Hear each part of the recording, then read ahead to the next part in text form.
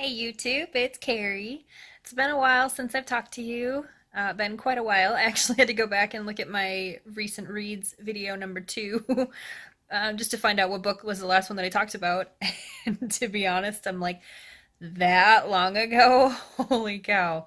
So it looks like beginning of September was last time I talked about books that I had read. So we're going to go through a few of them right now. I might not get through all of them that I've read until today, November 1st, because that's like almost 2 months worth. But I'm going to talk about a few of them just to kind of help get caught up. And I've been reading a lot. So here we go. Book after Starlight. Starlight was good. I think I ended the other video by saying I was currently reading it. I did like it. I mean, I liked the end of the character stories and everything like that, but it didn't quite hit the right notes for me. I think I gave the other ones 5 stars.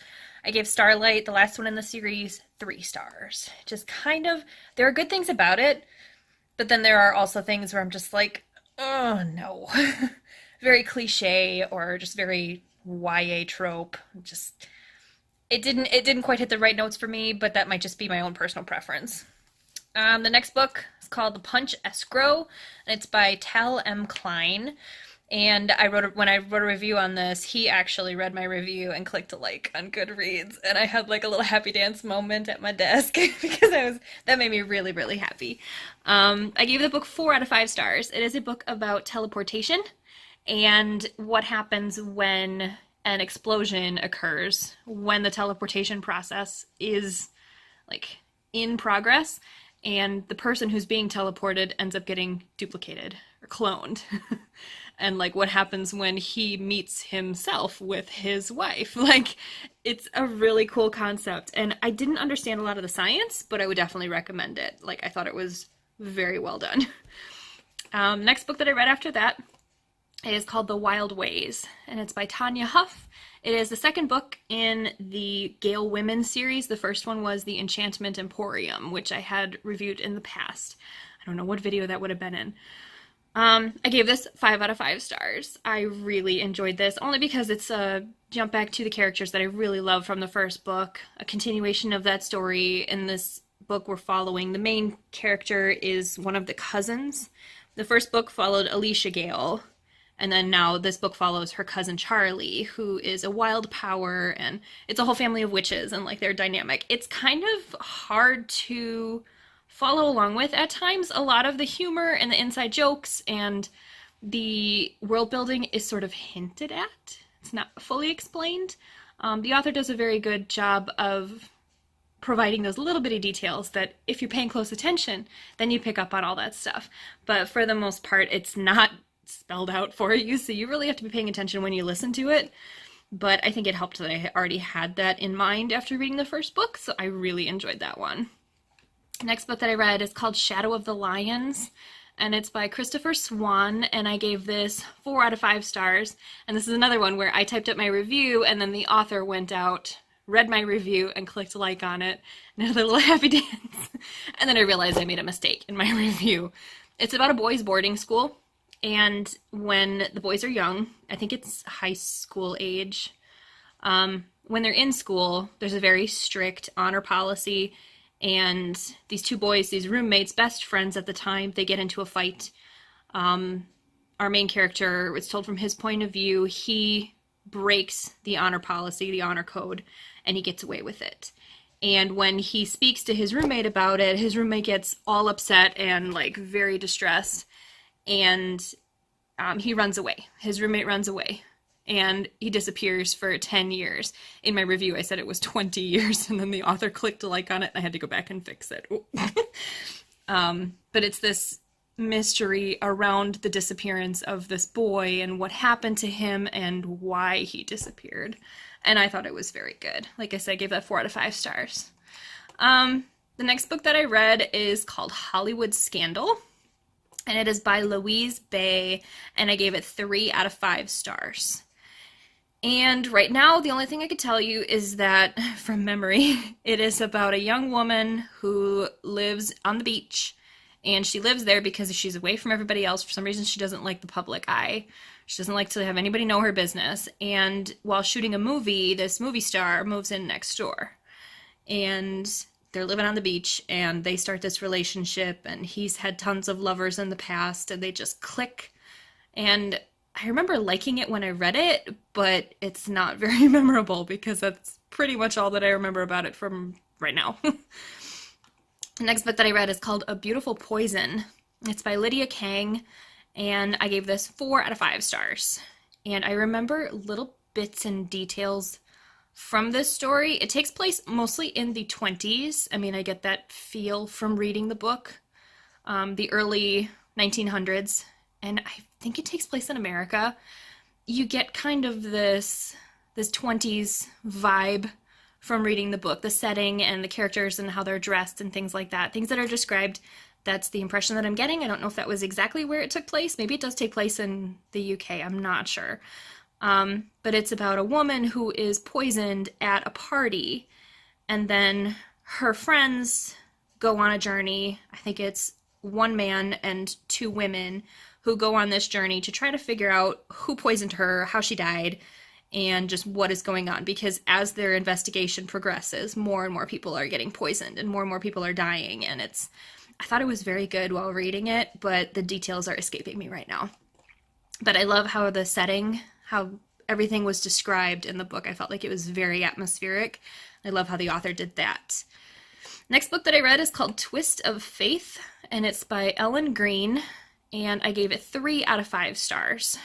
I remember this is about a religious sort of twisted character.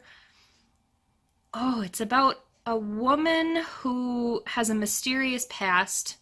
Like, she doesn't know quite where she came from, her parents, or her house that she grew up in. Like, her memories are sort of blocked or repressed, or like she was never really told the truth about why she was adopted or where she was adopted from. I might be totally making that up. The details are escaping me, but basically she gets a note, a picture of this house, and she has to go back to the house to figure out her roots and like where she came from. And there's a couple corrupt characters, and like I remember there was a really odd twist in the middle of the story where the person who was the main character ends up not being the main character, and then we switch to the perspective of somebody else. I thought that was very odd. So that kind of like threw me off. It didn't quite hit all the right notes for me, and I don't remember a whole lot else about it. I just remember it was kind of creepy, and it's a thriller, so maybe that's just not my genre. Next book I really enjoyed. It was called To Kill a Kingdom, and it's by Alexandra Christo. And I jumped out of order to read this book. Normally I read audiobooks in the order that I buy them, so the oldest ones get read first. That's how I make sure that I get through everything. But this one popped up in a sale, or maybe it was a daily deal, I don't remember. But I clicked on it by accident when I was like trying to close my phone the one day, and I'm just like, you know what? I'll just let it keep playing. I really enjoyed it. It's a twist on the Little Mermaid story, where the main character is actually a siren, and she kills princes for their hearts, and like she makes a sport of it. Like, she has so many hearts hidden under her bed in her bedroom at home, and she's in line for the throne to become the Sea Witch. And it was a really good book. I gave it 4 out of 5 stars. I really enjoyed it. It's gritty and tough, and it's not real flowery at all.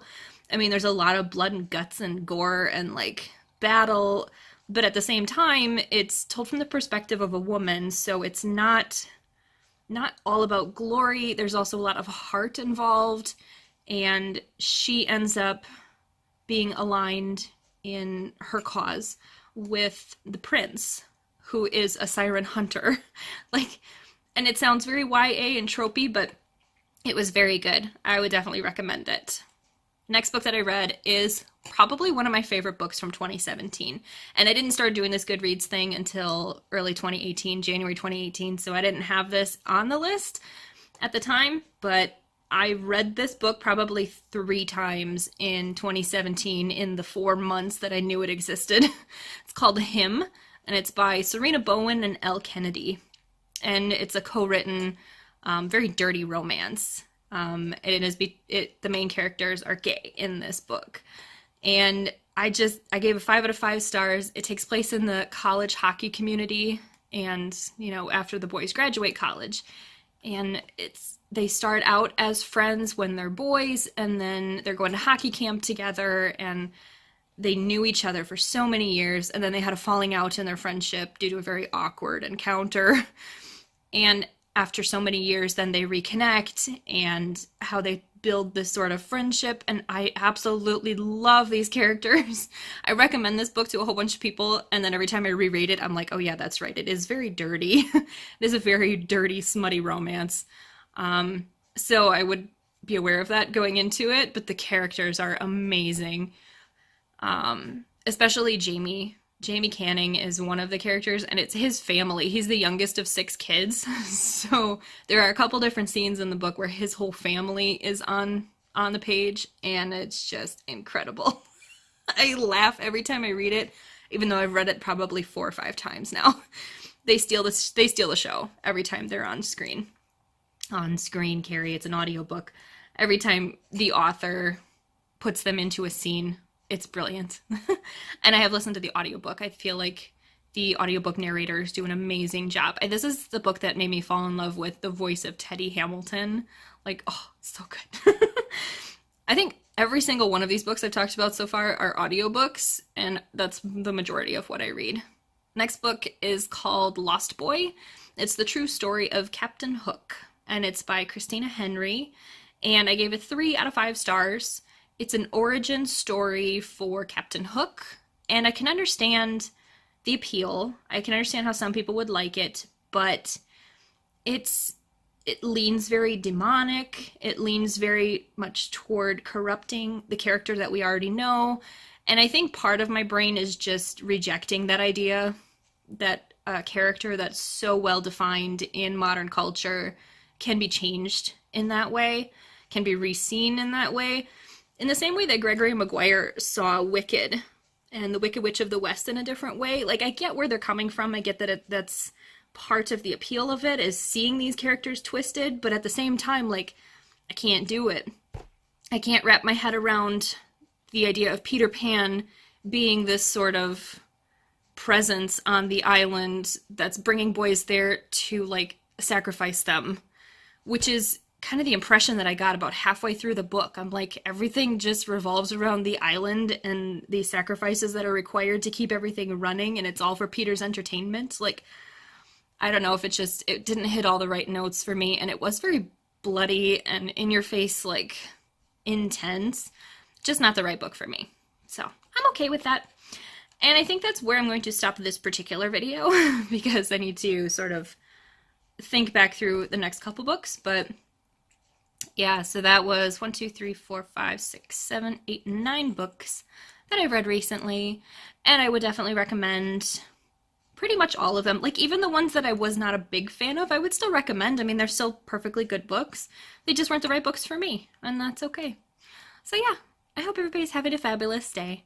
And if you want to recommend any books for me, I prefer audiobooks just because I can listen to them at work, but obviously paper books are fine too. There's a whole stack of paper books right here that I'm actually donating.